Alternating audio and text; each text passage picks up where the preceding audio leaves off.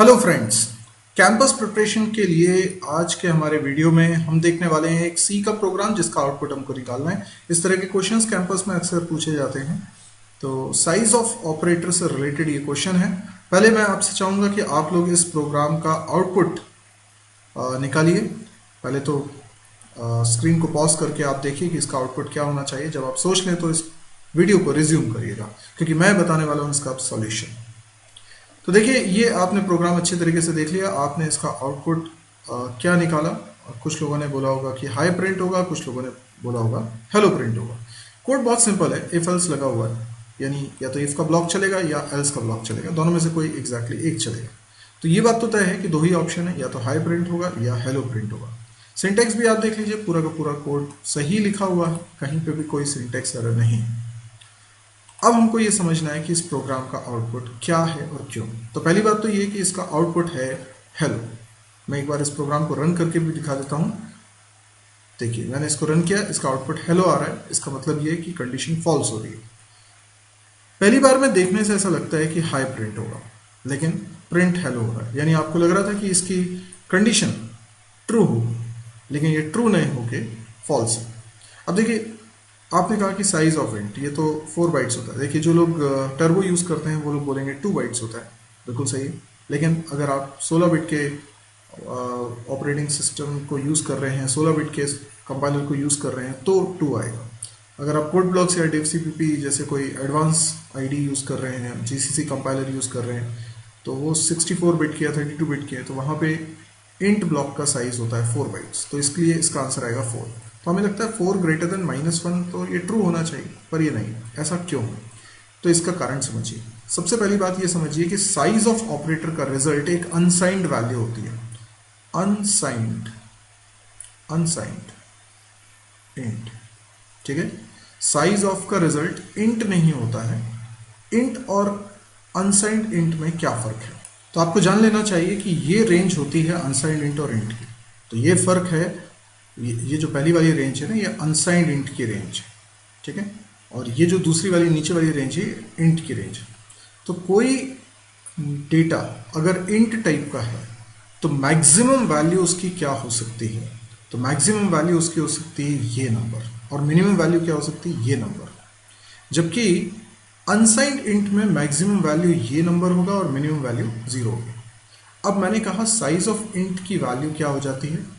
ये unsigned int type का result देता है। तो ये 4 जो है, ये अनसाइंड इंट टाइप का है, ना कि इंट टाइप का। अच्छा, तो इससे फर्क क्या पड़ेगा? दोनों में तो वैल्यू 4 होगी। फर्क ये पड़ेगा कि ये जो दूसरा वाला नंबर लिखा हुआ है ना, ये नंबर -1 है। अब अगर ऐसा ऑपरेशन होता है, जैसे ग्रेटर देन एक ऑपरेटर है और ऑपरेटर के लेफ्ट में एक ऑपरेंड है और राइट में एक ऑपरेंड है, तो लेफ्ट में ऑपरेंड कौन है? 4, और राइट में ऑपरेंड कौन है? -1। ये अनसाइंड इंट टाइप का है और ये इंट टाइप का है। तो जब दोनों ऑपरेंड्स अलग अलग टाइप के हैं और एक इंट एक अनसाइंड इंट टाइप का है, तो ऑपरेशन परफॉर्म हो सके इसके लिए इंट वाले को अनसाइंड इंट में कन्वर्ट किया जाता है। यानी ये इंटरनली ऑटोमेटिकली होता है। तो ये -1 जो है, ये ऑटोमेटिकली कन्वर्ट हो जाएगा अनसाइंड इंट में, तभी कंपैरिजन होगा। देखिए, ये ऑपरेटर तभी सॉल्व होते हैं जब इसमें इन्वॉल्व डेटा का टाइप सेम हो। तो ये ऑपरेशन तभी परफॉर्म हो पाएगा जब दोनों का टाइप सेम होगा, दोनों अनसाइंड इंट होने चाहिए। तो अनसाइंड इंट को प्रेफरेंस मिलती है। इसलिए अगर एक इंट है और एक अनसाइंड इंट है, तो इंट वाला कन्वर्ट होगा हमेशा अनसाइंड इंट में।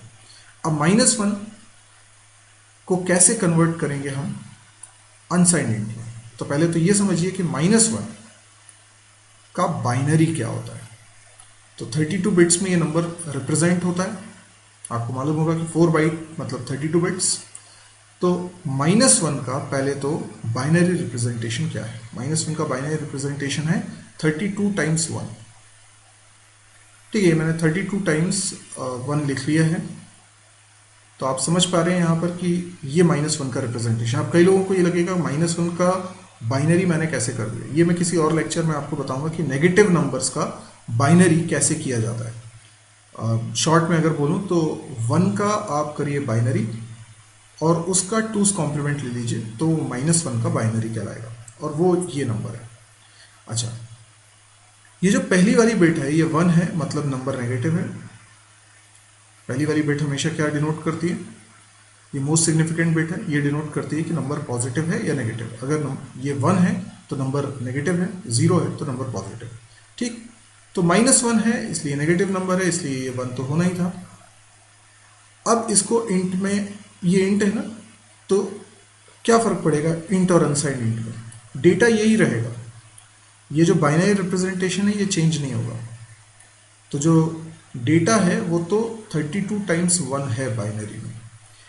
फर्क सिर्फ इतना पड़ जाता है कि जब वो इंट टाइप का होता है तो पहली वाली बिट, जो ये वाली बिट है, मोस्ट सिग्निफिकेंट बिट, इंट के केस में डिनोट करती है 1, मतलब 1 का मतलब नेगेटिव नंबर, ठीक है, और 0 का मतलब पॉजिटिव नंबर, ठीक है।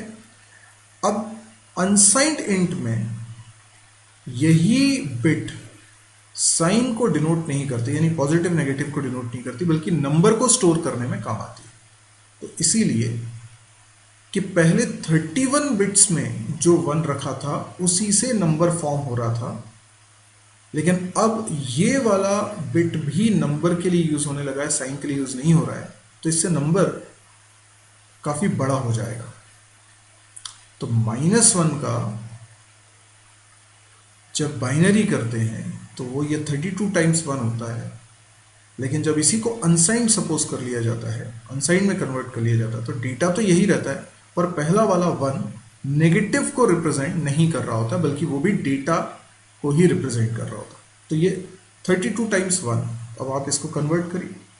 अब आपको मालूम है ना कन्वर्जन कैसे करते हैं, बाइनरी टू डेसिमल, यानी आप 2 की पावर्स को ऐड करते जाइए, 2 की पावर 0 प्लस 2 की पावर 1 प्लस 2 की पावर 2, यानी 2 की पावर 0 से लेकर आप ऐड करते जाइए 2 की पावर 31 तक। 32 बिट्स है ना, इन सबको ऐड कर दीजिए। ये जो नंबर आया ये नंबर कहलाएगा, ये -1 की जगह आ जाएगा, यानी -1 तो इंट टाइप का था, अनसाइंड इंट में कन्वर्ट हुआ तो ये नंबर आया। अब ये नंबर क्या होगा, एक पॉजिटिव में बहुत बड़ा सा नंबर होगा। आप ज्योमेट्रिक प्रोग्रेशन लगा के इसको वैसे सॉल्व भी कर सकते हैं, पर ये एक बहुत बड़ा नंबर आने वाला है, राइट।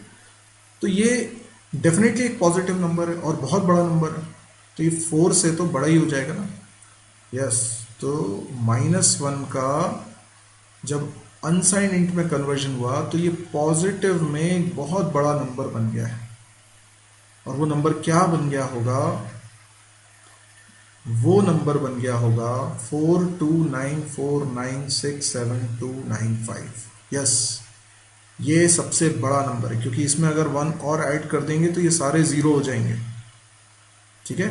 तो जो अनसाइंड इंट की रेंज है उसका सबसे बड़ा नंबर ये बन गया है, क्योंकि सारे 1 है, इससे बड़ा नंबर हो ही नहीं सकता। तो ये नंबर ये आपके सामने लिखा हुआ है, ये है -1 का अनसाइंड इंट कन्वर्जन। अब इस नंबर को आप कंपेयर किससे कर रहे हो, 4 से, तो ऑब्वियसली 4 तो छोटा है ना, तो ये कंडीशन क्या हो जाती है, फॉल्स। इसलिए क्या प्रिंट हो जाता है, हेलो। अब अगर ये -1 की जगह आपने यहाँ पर 0 लिखा होता तो 4 ग्रेटर देन 0, तब कोई दिक्कत नहीं आती, तो हाई ही प्रिंट होता। यानी -1 की जगह आपने कोई भी नेगेटिव नंबर लिखा है ना, तो हेलो प्रिंट होगा, और अगर कोई भी 0 या पॉजिटिव नंबर लिखा हुआ है तो फिर जो कंपैरिजन है वो बिल्कुल ठीक ठाक होगा। तो आई होप आपको कुछ समझ में आया होगा। तो अब यदि इस प्रोग्राम का आउटपुट का रीजन आपको समझ में आया है तो आप इस वीडियो को लाइक कर सकते हैं। यदि आपको लगता है इस तरह के और वीडियोस देखने में आप इंटरेस्टेड हैं तो आप इस चैनल को जरूर सब्सक्राइब करिएगा, ताकि जब भी कोई नया वीडियो पब्लिश करूं तो उसकी जानकारी आप तक पहुंच जाए। इसके अलावा मेरी वेबसाइट को विजिट करना ना भूलें, www.mysirji.com। इस वेबसाइट पे आपको मेरे सारे यूट्यूब के, कई सारे यूट्यूब के चैनल्स हैं मेरे, और उन सब पे जो वीडियोस रखे हैं उन सब के लिंक्स बहुत ही ऑर्गेनाइज्ड फॉर्म में मिल जाएंगे, ताकि ढूंढने में दिक्कत नहीं जाएगी, और किस सीक्वेंस में देखना है ये भी आपको इजीली समझ में आएगा। तो C++, जावा, PHP, MySQL, data structure, DBMS, Android, बहुत सारे कोर्सेज आपको मिलेंगे। लेक्चर्स हिंदी में है, फ्री है, आप देखेंगे वहाँ पे कि डेली एक नया वीडियो अपलोड होता है, तो बहुत एक्टिव साइट है।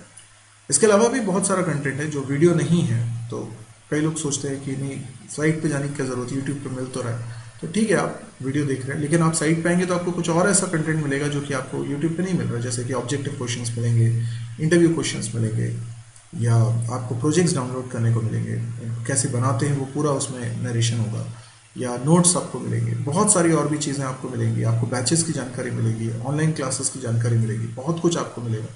इनफैक्ट मैं कभी कभी लाइव कनेक्ट होता हूँ तो उसके बारे में भी आपको जानकारी मिलेगी।